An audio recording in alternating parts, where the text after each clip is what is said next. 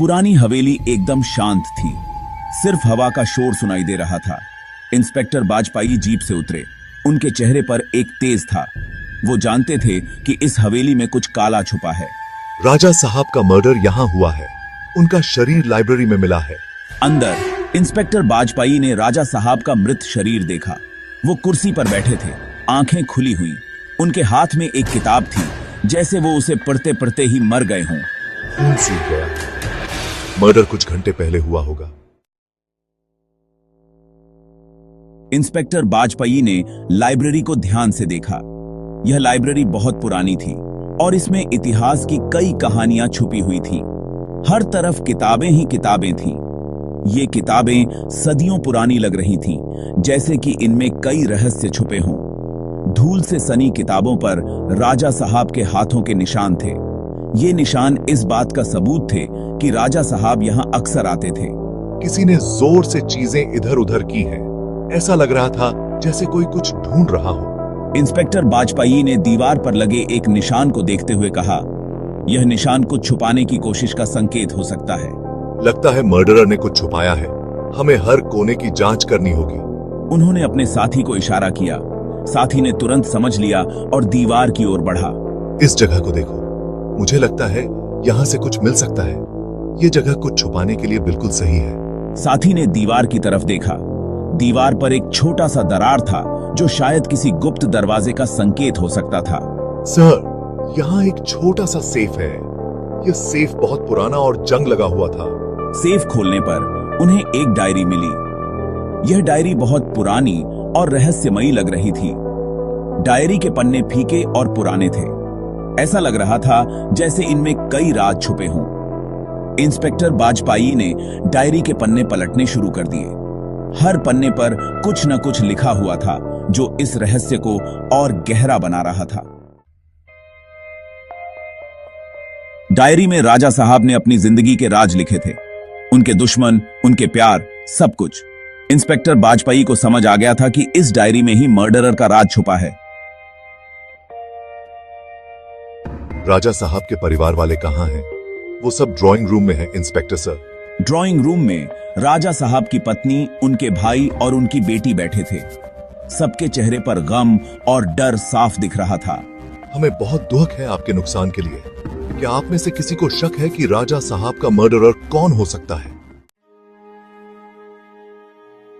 वो एक अच्छे इंसान थे, राजा साहब की पत्नी रोते हुए बोली।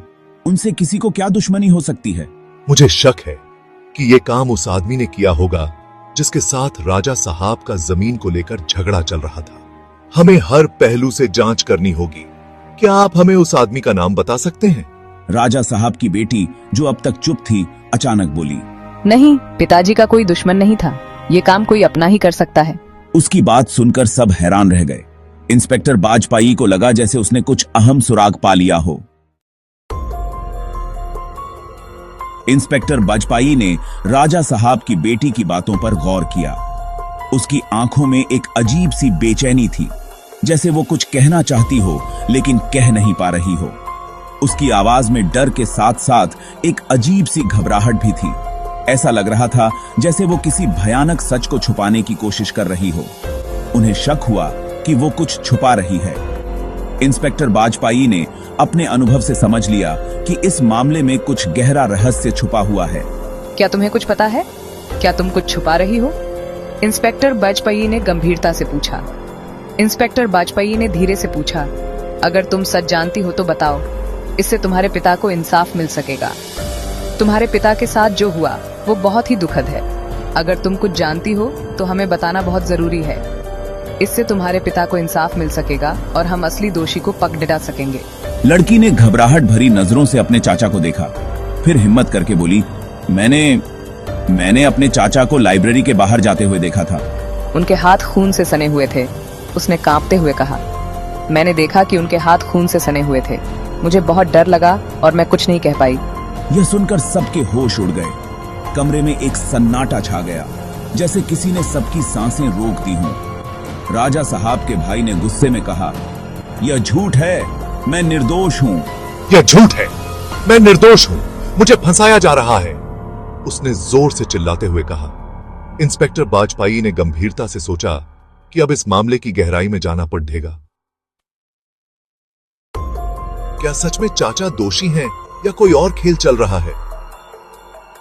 इस पुराने हवेली में छुपे सच को उजागर करना अब इंस्पेक्टर बाजपाई की जिम्मेदारी थी। उन्होंने ठान लिया कि वो इस रहस्य को सुलझाकर ही दम लेंगे। क्या तुम्हारे पास कोई सबूत है? इंस्पेक्टर बाजपाई ने पूछा।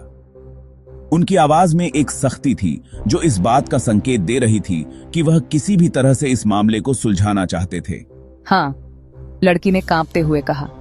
उसकी आंखों में डर साफ झलक रहा था, जैसे उसने कुछ बहुत भयानक देखा हो। चाचा के कमरे में मुझे एक खून से सना हुआ रुमाल मिला था, उसने धीरे धीरे कहा। उसकी आवाज में एक अजीब सी कंपी थी। वो मुझे धमकी दे रहे थे कि अगर मैंने किसी को कुछ बताया तो। उसकी आवाज टूट गई, जैसे वह उस भयानक पल को फिर से जी रही हो। इंस्पेक्टर बाजपाई ने अपने आदमियों को इशारा किया। उनकी आंखों में एक दृढ़ निश्चय था, जैसे वह किसी भी कीमत पर न्याय दिलाना चाहते हों। उन्होंने तुरंत जाकर राजा साहब के भाई के कमरे की तलाशी ली। हर कोने को बारीकी से देखा गया, कोई भी सुराग छोड़ा नहीं गया। थोड़ी देर बाद ही वो खून से सना हुआ रूमाल लेकर वापस आ गए। यह रूमाल उस भयानक सच्चाई का प्रमाण था जिसे छुपाने की कोशिश की जा रही थी। यह रहा आपका सबूत, इंस्पेक्टर बाजपाई ने रूमाल राजा साहब के भाई के सामने रखते हुए कहा। उनकी आवाज में एक विजयी मुस्कान थी, जैसे उन्होंने एक बड़ी जीत हासिल की हो। अब तो इनकार नहीं कर सकते? इंस्पेक्टर बाजपाई ने तीखे स्वर में पूछा। उनकी आंखों में एक चमक थी, जैसे वह सच्चाई को सामने लाने के लिए दृढ़ संकल्पित हो। राजा साहब का भाई हक्का बक्का रह गया। उसकी आंखों में एक पल के लिए डर और हैरानी दोनों झलक उठे। उसने अपना जुर्म कबूल कर लिया। उसकी आवाज में एक थकान थी, जैसे उसने हार मान ली हो।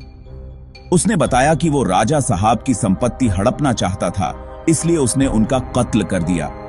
उसकी आंखों में एक अजीब सी चमक थी, जैसे उसने अपने गुनाहों का बोझ हल्का कर लिया हो। तुमने ऐसा क्यों किया? इंस्पेक्टर बाजपाई ने गुस्से से पूछा। अपने ही भाई के साथ इतनी बड़ी बेवफाई। मुझे अफसोस है, राजा साहब के भाई ने पछतावे से कहा। लालच ने मुझे अंधा बना दिया था। मैंने अपने भाई की हत्या करके सबसे बड़ी गलती की। इंस्पेक्टर बाजपाई ने उसे गिरफ्तार कर लिया। राजा साहब की बेटी ने राहत की सांस ली। उसने अपने पिता के कातिल को सजा दिलाकर अपने पिता का कर्ज उतार दिया था। तुम्हारी हिम्मत की दाद देनी होगी, इंस्पेक्टर बाजपाई ने लड़की से कहा। तुमने सच बोलकर अपने पिता को इंसाफ दिलाया। हवेली फिर से शांत हो गई थी, लेकिन इस बार शांति में एक सुकून था। एक खूंखार कातिल को सजा मिल चुकी थी। इंस्पेक्टर बाजपाई अपनी गाड़ी में बैठकर वहां से चले गए। उन्होंने एक और केस सुलझा लिया था, लेकिन इस केस ने उन्हें अंदर तक हिलाकर रख दिया था। भाई ने भाई का खून कर दिया, सिर्फ पैसे के लिए।